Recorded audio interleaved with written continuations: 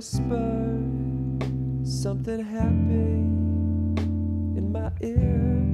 m'appelle Alizée Durkheim-Marsaudon et je suis en 3e année de jeu.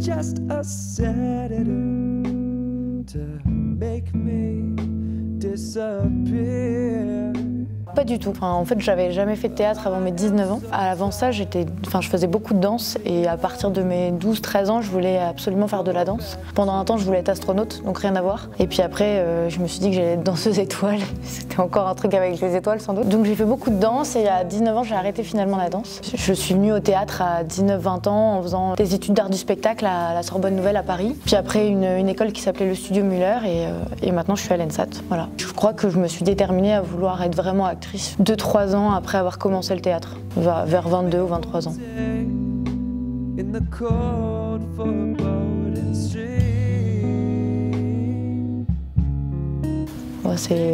C'est vaste. Je dirais que d'abord je suis allée vers le métier d'acteur ou d'actrice parce que je sentais que la scène ça a toujours été du coup un endroit où j'aimais être et que c'était pas uniquement que par la danse, mais que je crois que ce que j'aime avec le métier d'acteur c'est qu'on parle et que notre corps qui est mouvant il a aussi une voix et je crois que pouvoir raconter des choses aux gens, je crois que c'est ça un des trucs motivants en tout cas dans ce métier. Puis qu'est-ce que c'est faire le clown sur scène, non mais pas que, mais je crois que moi j'aime bien dire que je fais le clown à certains moments parce que c'est vraiment du jeu et que les moments où on s'amuse, c'est les moments où on est tous ensemble sur scène avec les partenaires, avec les spectateurs et qu'on peut vraiment exprimer des choses, parler du monde et en même temps parler du monde de manière aussi complètement non réaliste. Et c'est chouette et absurde.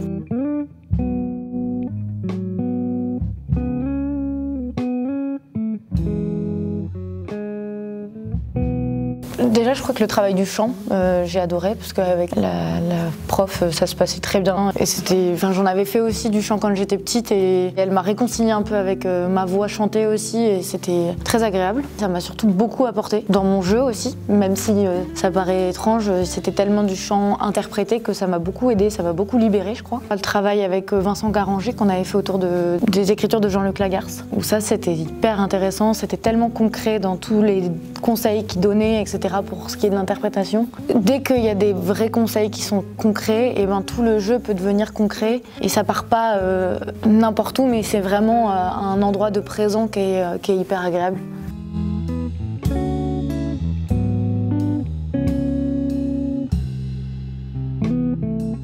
Je crois que ça serait de confiance en général et dans les pédagogues qu'on rencontre parce qu'à certains moments on peut faire des choses qui sont assez étranges ou qui paraissent presque éloignées du théâtre à certains moments, en tout cas de ce que peut-être quand on rentre à l'école on attendrait d'une école d'interprétation. Si de base on fait juste confiance à une démarche artistique pour aller vers le jeu, voilà, on fait des expériences, on rate des fois et puis des fois on sait que ça nous plaît pas l'expérience qu'on a fait, mais au moins on l'a faite et je pense qu'on est plus fort de ce truc-là. Je crois que c'est quand même faire confiance au processus en fait à chaque fois. Si on ne sait pas sur le moment, c'est pas grave.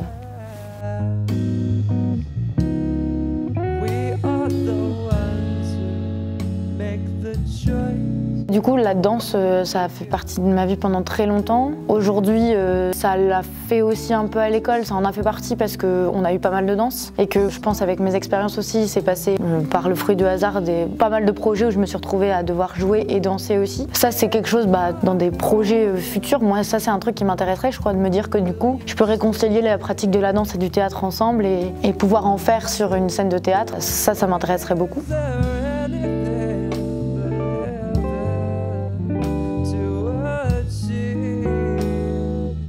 Waouh, plein. Bon, je sais pas, je jette ça là si le TG Stan me voit. En vrai, je rigole, mais il y a plein de metteurs en scène ou de collectifs de théâtre ou de metteuses en scène qui m'intéressent. Donc je sais pas, je vais voir aussi comment les choses se passent.